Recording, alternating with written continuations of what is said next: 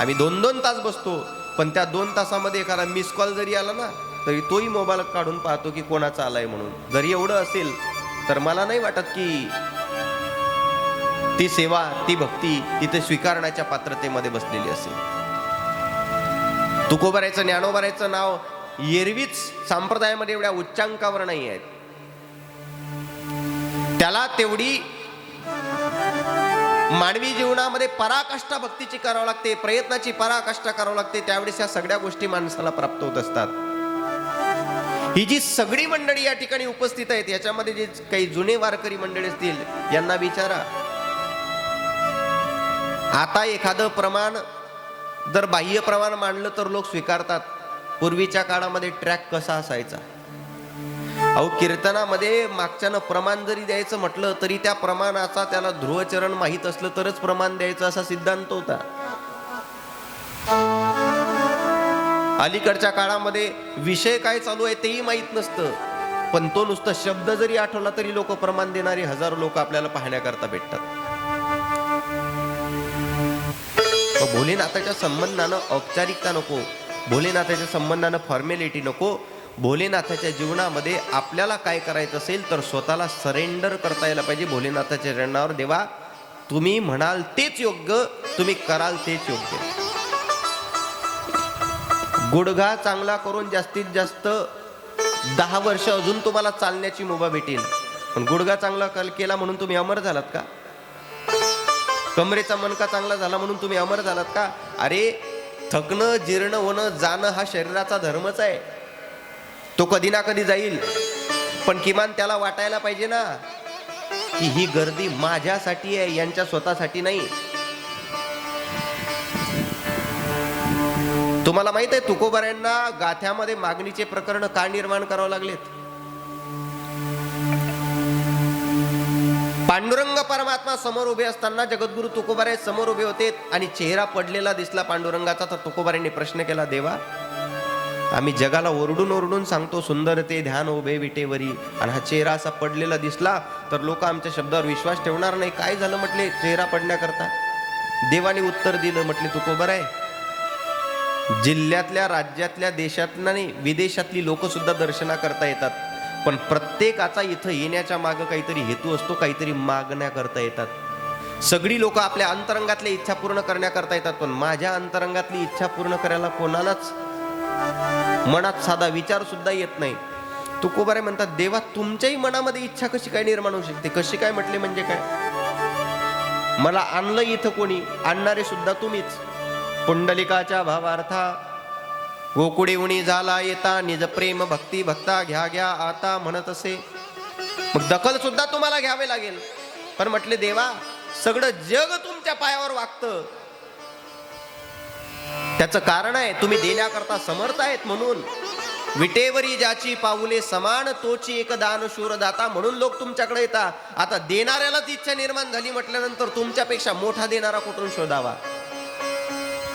मला मुद्दा फार लांबवायचा नाही, एवढाच फक्त तुमच्या भाव लक्षात आणून द्यायचा आहे. देवानी त्या सगळ्या लोकांची दखल घेतली आणि देव तुकोबारायांच्या समोरच का बोलले माहित आहे? कारण तुकोबाराय एकटे असे होते की जे देवा करता यायचे, बाकीचे सगळे असे होते की जे देवाजवळ यायचे पण देवासाठी नाही, आपल्या इच्छा पूर्ण करण्याकरता. तसं आपणही विचार करावा की आपण नेमकं या पंडालमध्ये हजर आहोत, पण आपल्या करता का देवा करता? आपल्या करता म्हटलं की स्वार्थ शब्द लागतो आणि देवा करता म्हटलं की निस्वार्थ शब्द लागतो. आपल्या करता म्हटलं की मोजकच पदरामध्ये प्राप्त होतं, आणि देवा करता म्हटलं ना की तो एवढं काही देऊन टाकतो की आपण ज्याची कधी कल्पना सुद्धा केलेली नसते. तू म्हणाल, महाराज एवढं सांगतायत पण भेटतंय का? खरंच 100% भेटतं, फक्त विश्वास पाहिजे.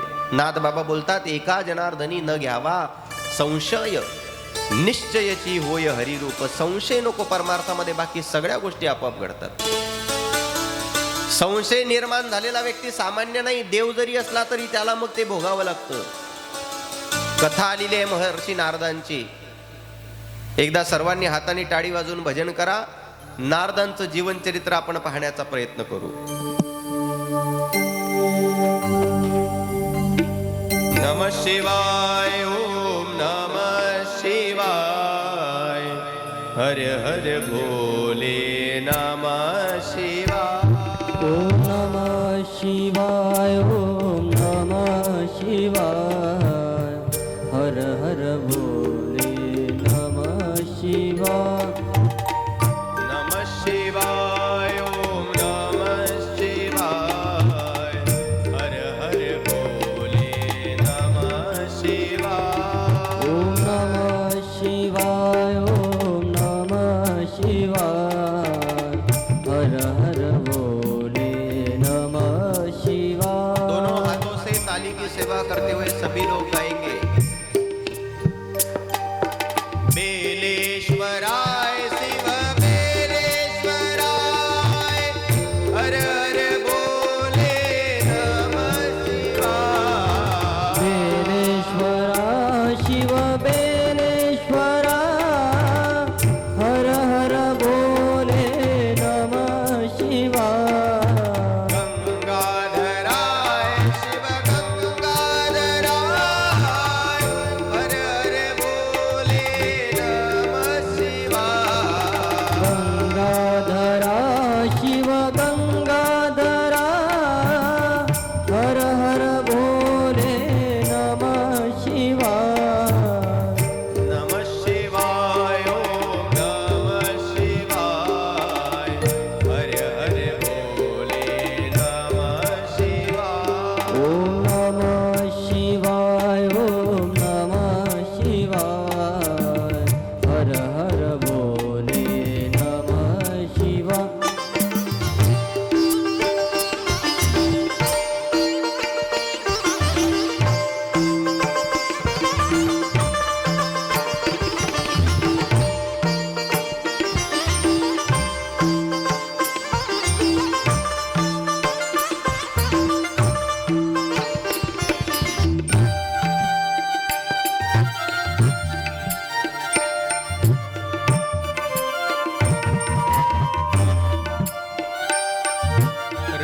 रामेश्वराय शिव रामेश्वराय, हर हर भोले नमः शिवाय।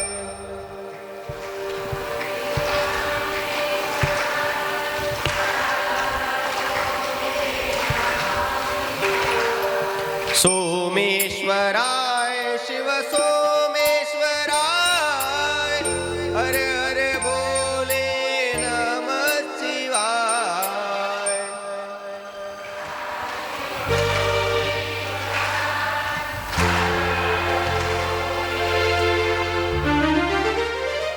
नमः शिवाय, ओम नमः शिवाय, हर हर भोले नमः शिवाय।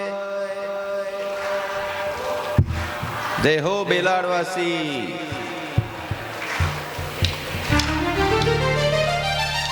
नमः शिवाय, ओम नमः शिवाय, हर हर भोले नमः शिवाय।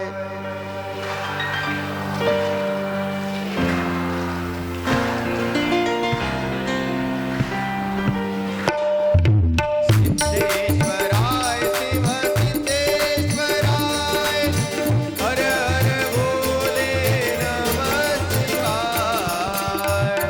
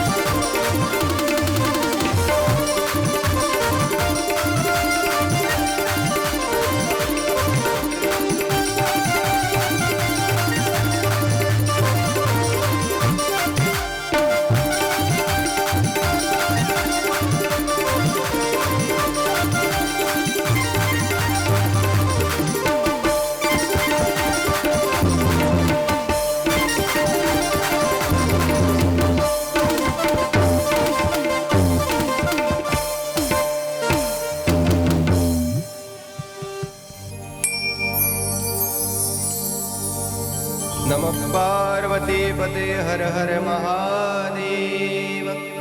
सियावर रामचंद्र भगवान की जय। हा आनंद मानवी जीवनामध्ये भगवंताच्या नामचिंतनाशिवाय इतरत्र कुठे प्राप्त होत नाही। पण कधी कधी असं होतं, भगवंतानं हे जे ब्रह्मांड निर्माण केलेलं आहे ना, भगवंतानं प्रत्येक क्रिया, प्रत्येक घटना जी निर्माण केली आहे त्याच्या मागे एक उदात्त हेतू आहे, फार उदात्त हेतू आहे। उगाच काहीच नाही। एखाद्याच्या जीवनामध्ये एखाद्याचं परमार्थिक कार्य असो, राजकीय कार्य असो, सामाजिक कार्य असो, जर तुम्हाला पाठिंबा भेटत असेल, समजून घ्या की हे सुद्धा भगवंताचा नियोजनातला एक भाग आहे। आणि तुम्हाला परमार्थामध्ये असेल, राजकीय जीवनामध्ये असेल, सामाजिक जीवनामध्ये असेल, जर अडचणी निर्माण होत असतील ना, तर समजून घ्यावं की हे सुद्धा भगवंताच्या नियोजनातलीच एखादी घटना असायला पाहिजे। परमार्थ सगळ्याच गोष्टी तुम्ही कराल आणि तुमच्या मनासारख्या होतील असं नाही। मागितल्यानंतर जर प्राप्त झालं असतं जसं जसं, एका हिंदी भाष्यकारांचं एक वाक्य आहे, भगवान वो कभी नहीं देते जो आपको अच्छा लगता है, भगवान आपको वो देते हैं जो आपके लिए अच्छा होता है। भगवंत तुम्हाला ते देत असतात जे तुमच्या करता चांगलं असतं। आपल्याला काही चांगलं वाटत नाही, आपल्याला तर ताजमहाल बी नावावर व्हायची इच्छा असते कधी कधी। आपल्या करता जे चांगलं असतं। आणि एक लक्षात घ्या, परमार्थिक मार्गावर वाटचाल केल्यानंतर तुम्ही परमार्थात आलात आणि परमार्थिक कार्य चालू केलं आणि लगेच तुम्हाला गुण आला असं कधीच होत नाही। परमार्थाचं काम हातात घेतलं की सगळ्यात पहिलं तुमच्या वाटेला जर काही घटना येत असतील ना, तर ते म्हणजे बदनामी, ते म्हणजे तुमचा तिरस्कार, ते म्हणजे तुम्हाला विरोध। माझं वाक्य आजच्या कथेतलं घरी घेऊन जा। परमार्थामध्ये आलात आणि लगेच या माऊली स्वागत आहे असं कधीच नव्हतं। परमार्थात आला, जया अंगी मोठेपण तया यातना कठीण, आधी तुमचा अपप्रचार होईल, तिरस्कार होईल, तुमची बदनामी होईल, तुम्हाला विरोध होईल। पण अशा परिस्थितीमध्ये तुम्ही फक्त ज्ञानोबाराय तुकोबारायचं बोट सोडू नका, सद्गुरू सखाराम महाराजांचं बोट सोडू नका। तुमचा विरोध करणारी लोक सुद्धा एक दिवस तुमच्या पाया पडल्याशिवाय राहणार नाही। एवढं सामर्थ्य ज्ञानोबाराय तुकोबारायमध्ये, लक्षात ठेवा। इतिहास साक्षीदार आहे महाराज। ज्ञानोबा आपल्याला विरोध होईल यात नवल नाही, ज्ञानोबाराय तुकोबारायांना विरोध करणारी लोक होते तर आपल्याला लगेच स्वीकारतील अशी अपेक्षा का करतात? पण जसं ज्ञानोबारायांनी धैर्य ठेवलं ना, तसं फक्त धैर्य तुम्ही तुमच्या जीवनामध्ये असू द्या। तुम्हाला काय वाटतं, एवढा मोठा हा जो मंडप उभा राहिला,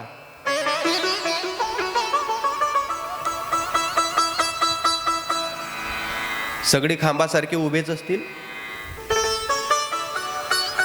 हे गाव बदललं की आमचे असे कितीतरी गावं आम्ही बदलतो, पण आम्हाला माहित आहे कार्य करणाऱ्याला जेवढा त्रास होतो ना, इथं येऊन बसणं, ऐकणं हे खूप सोपं असतं।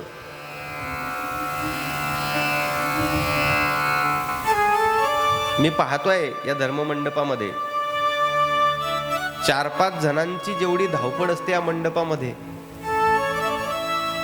मला खूप वाईट वाटतं कधी कधी। मी कालच त्यांना सांगितलं, म्हटलं आमच्या जेवणाची व्यवस्था घरी नका ठेवू, आम्ही इथं जेवण करत जाऊ। 4च लोकांनी इथंही धावायचं, 4च लोकांनी तिथंही धावायचं, 4च लोकांनी हे काही काय करायचं। महाराज, ज्याला इथं वागता आलं नाही ना, भगवंताचा एक स्वभाव आहे, योग्य वेळेला जर योग्य माणसाचा हात हातामध्ये पकडता आला नाही ना, तर आयुष्यभर चुकीच्या लोकांचे पाय चाटायची वेळ आपल्यावर येत असते। आपल्याला चांगलं काम करता येत नसेल तर नका करू, पण किमान एखाद्यानं आध्यात्मिक कार्य हातामध्ये घेतलं ना, तर किमान त्याच्यामध्ये अडचण निर्माण करू नका। तो बाबा जो वरती बसलेला असतो ना, तो एवढा खतरनाक आहे, त्याचं नाव जसं भोलेनाथ आहे, त्याचं तसंच दुसरं नाव एक महाकाल सुद्धा आहे। भोलेनाथ हे वेगळ्या कॅटेगरीत येतं आणि महाकाल वेगळ्या कॅटेगरीत येतं। मी नेहमी सांगत असतो, भक्तांना चिंता करण्याची गरज का नसते माहित आहे? भोले बाबा, डूबा था तेरे प्यार में इसीलिए आया हूं तेरे दरबार में, हमें चिंता नहीं है काल की, क्योंकि हमारे ऊपर कृपा है महाकाल की. सर्वांना नका आपलं करू, एकालाच आपलं करा, बाकीचं सगळं आपल्या मागे येतं. खर तर या गावकऱ्यांचं कौतुक करावं तेवढं कमी आहे. कारण गावाच्या लोकसंख्येच्या हिशोबानं इथं उपस्थित असणारी ही जी संख्या आहे ही 100% नाही, ही 200% आहे. आणि विशेष धन्यवाद माझ्याकडे जी कथा घेण्याकरता मंडळी आली होती त्यामध्ये आदरणीय आपल्या गावचे प्रथम पुरुष आदरणीय आमचे सुधाकर भाऊ, आदरणीय आमचे मोहन दादा, आदरणीय मुरलीधर दादा, आदरणीय आमचे अनिल दादा, या दोघांचं तर म्हणजे मला हे कळत नाही. एरवी गावात आजी सरपंच आणि माजी सरपंच म्हटले की असे बाणच असतात हातामध्ये, पण बेलाड एकच गाव असे आहेत की आजी आणि माजी दोन्हींच्या हातामध्ये महाराज लोकांच्या गळ्यात टाकायचे हार सोडून पाहिलं तर दुसरं काहीच नसतं. कायम हार आहे त्यांच्या हातामध्ये. आणि एक सांगू का तुम्हाला, सुधाकर भाऊ, माझं वय जास्त नाही पण एक वाक्य बोलून जातो. तुम्ही ज्ञानोबाराय तुकोबाराय करता प्रयत्न केलेत ना, ज्ञानोबाराय तुकोबाराय स्वतः तुमच्या करता प्रयत्न केल्याशिवाय राहतील नाही, लक्षात ठेवा. मी राजकीय माणूस नाही, मी त्यांनी मला बोलवलं म्हणून माझी स्तुती सुद्धा करत नाही, पण मला वस्तुस्थिती मांडण्याचा मात्र स्वतंत्र अधिकार आहे. आणि वस्तुस्थिती हीच आहे, रेड्यासारखा 4 पायाचा निर्बद्ध प्राणी जर माऊलींच्या सानिध्यात गेल्यानंतर जर रेड्याच्या समोर रेडे महाराज शब्द लागू शकतो, तर ज्यांनी आपल्याला स्वतःला निमित्त करून तुमच्या आपल्याकरता एवढा मोठा धर्ममंडप उभा केलाय, आपल्यामध्ये एवढं सामर्थ्य आहे तेवढा मोठा धर्ममंडप आपण उभे करू. एकाच्या कैवाडे उगवी बहुतांचे कोडे, कोणीतरी सुधाकर भाऊच असावं लागतात ज्यांच्या निमित्तानं हे सगळं असं उभं राहत असतं. कोणीतरी सद्गुरू सखाराम महाराज असावं लागतात, त्यावेळेस कुठेतरी एवढ्या मंडपामध्ये येऊन बसून कथा श्रवण करण्याचा लाभ प्राप्त व्हावा लागतो. कोणीतरी बुवाजी सारखे महाराज आपल्या पाठीमागे असावं लागतात, त्यावेळेस परमार्थाचा खरा अर्थ आपल्याला कळत असतो. ही माणसं सामान्य नाही महाराज. आणि तुम्ही या गावामध्ये पिंगळेश्वरीचं मंदिर बांधणारे तुम्ही आहे कोण? बेलेश्वराचं मंदिर बांधणारे तुम्ही आहे कोण? तुम्ही कोणीच नाही.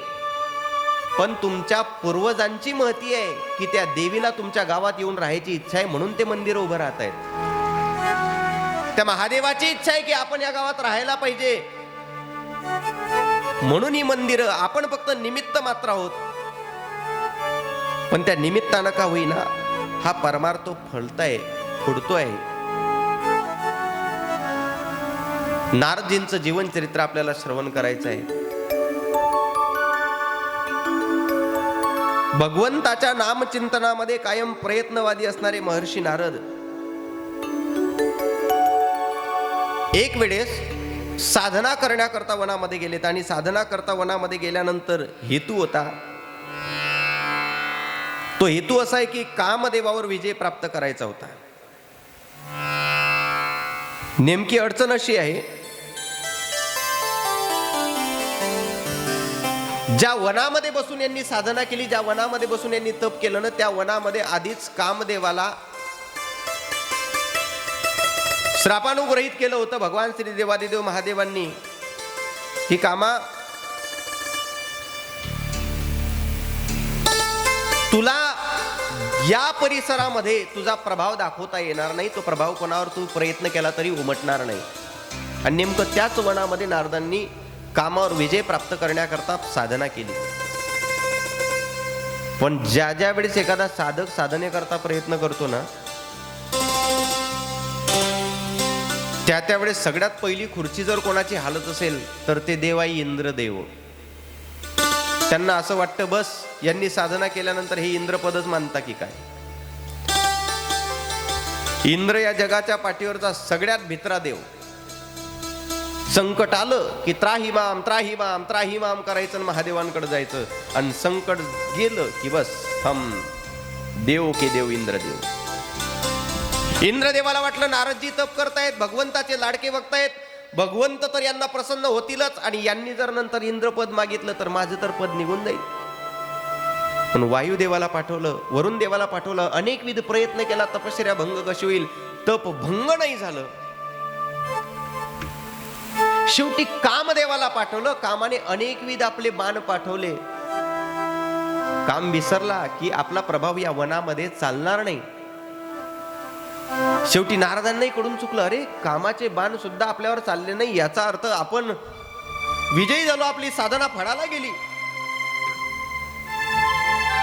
उठले तिथून आणि सरळ मार्गस्थ झाले. आता ऐका, इथं नारदांना असं वाटायला लागलं की मी कामावर विजय प्राप्त केला. पण कामदेव विचार करायला लागले, मला इथं प्रभाव दाखवता आला नाही. आतापर्यंत माझ्या बापाला सुद्धा माझ्यापासून वाचता आला नाही. म्हणजे ब्रह्मदेवावर सुद्धा तेवढा इफेक्ट केला होता कामदेवाने. स्वतःची कन्या असणाऱ्या संध्येच्या मागे धावायला लागले होते ब्रह्मदेव.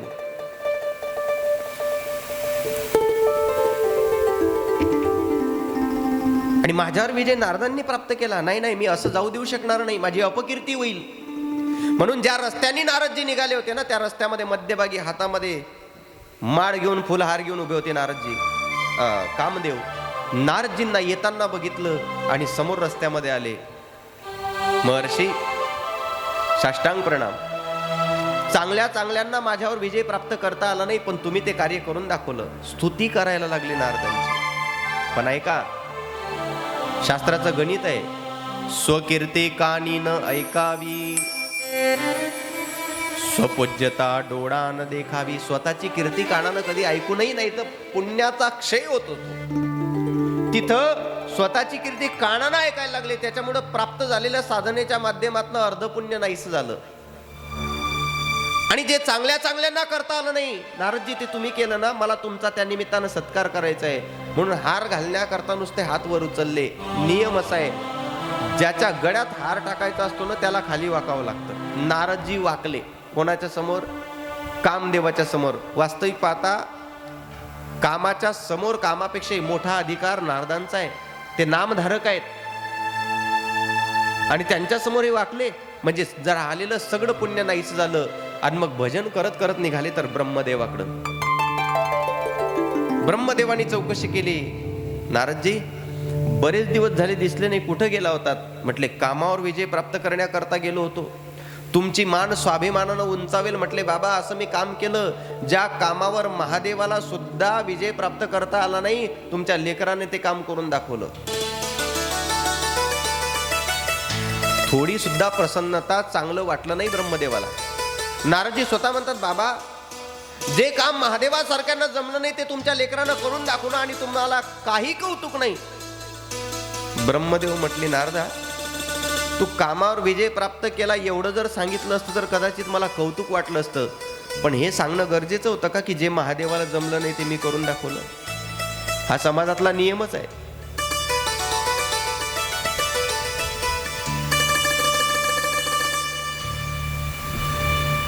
या व्यावहारिक जीवनामध्ये मोठा होण्याचा अधिकार प्रत्येकाला दिलाय, प्रत्येकाला.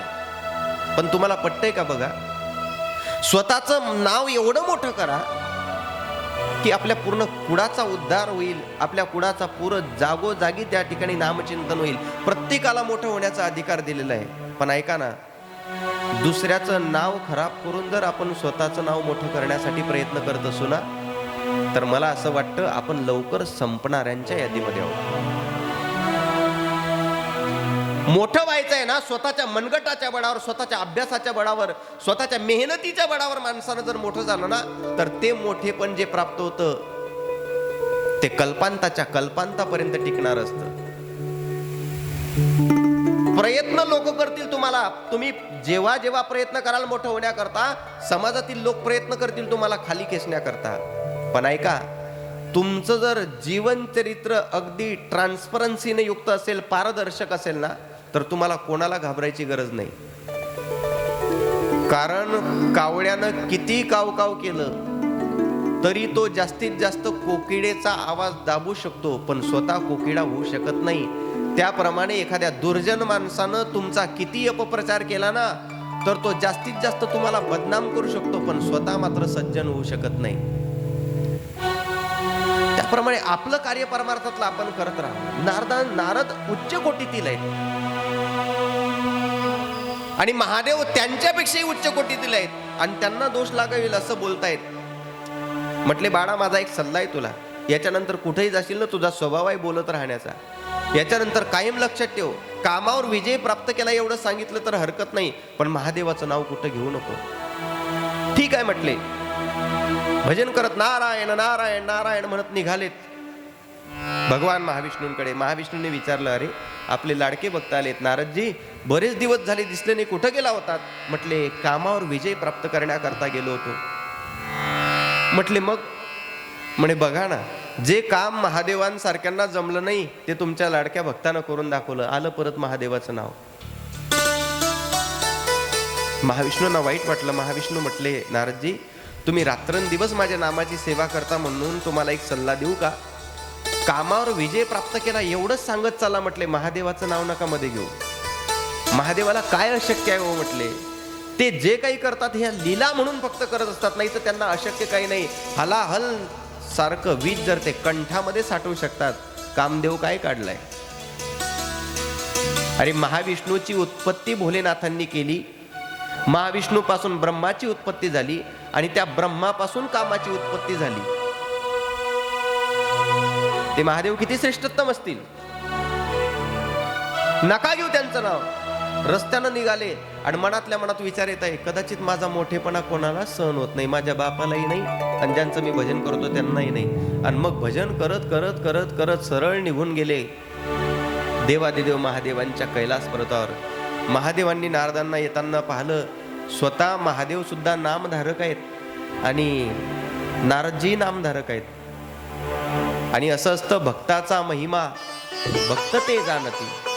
एक नामधारक आल्यानंतर दुसऱ्या नामधारकाला आनंद होतो. तुम्ही म्हणाल नारदजी नामधारक आहे हे आम्हाला कळालं, महादेव नामधारक आहेत का? हो, देवादिदेव महादेव सुद्धा नामधारक आहेत. काय प्रमाण? प्रमाण हेच की रात्रंदिवस समाधी अवस्था लावून त्यांच्याही मुखाला कायम भजन चालू असतं. कोणतं भजन असतं ऐका. श्रीराम जय राम जय जय राम,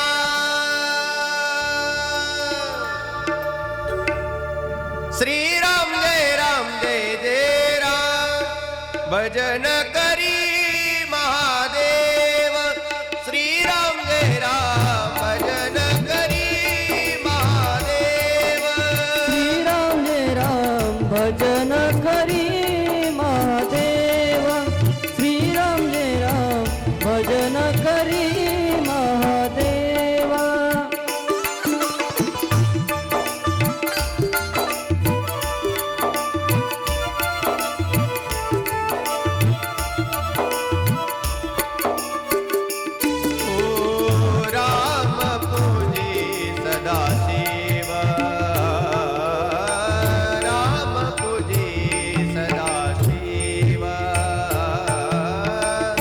भजन करी महादेव, महादेव भजन करी महादेव,